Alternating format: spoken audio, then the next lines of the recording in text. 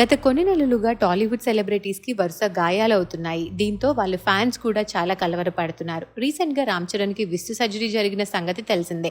అలాగే బాలయ్య బాబు గారు కూడా షూటింగ్లో గాయపడి ఆయనకి నీ సర్జరీ జరిగింది. నిన్ననే హాస్పిటల్ నుంచి డిశ్చార్జ్ అయ్యారు. అలాగే యంగ్ టైగర్ ఎన్టీఆర్ కూడా డ్రాగన్ మూవీ షూటింగ్లో గాయపడ్డారు. ఆయనకి షోల్డర్ ఇంజురీ జరిగింది. 6 to 8 weeks రెస్ట్ కావాలని డాక్టర్స్ ఆయనకి చెప్పారు. ఇప్పుడు రీసెంట్గా రష్మిక మందన గాయపడినట్లు వార్తలు వస్తున్నాయి.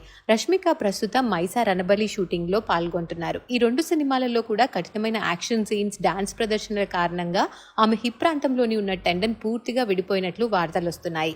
ఈ గాయం తీవ్రతను చూసి వైద్యులు కూడా ఆశ్చర్యపోయారని, ఇలాంటి ఇంజురీస్ సాధారణంగా తీవ్రమైన శారీరక శిక్షణ పొందే క్రీడాకారుల్లోనే ఎక్కువగా కనిపిస్తాయని తెలియజేస్తున్నారు. వైద్యులు రష్మికకి 6 వారాల పాటు పూర్తి విశ్రాంతి తీసుకోవాలని సూచించారట. అలాగే టెండన్ మళ్లీ బలపడేందుకు, త్వరగా కోలుకునేందుకు రీహాబిలిటేషన్ కార్యక్రమం కూడా చేయాలని సిఫారసు చేశారట. ఈ న్యూస్ ప్రస్తుతం సోషల్ మీడియాలో వైరల్ అవుతుండడంతో రష్మిక త్వరగా పూర్తిగా కోలుకోవాలని కోరుకుంటూ కామెంట్స్ పెడుతున్నారు నెటిజన్లు.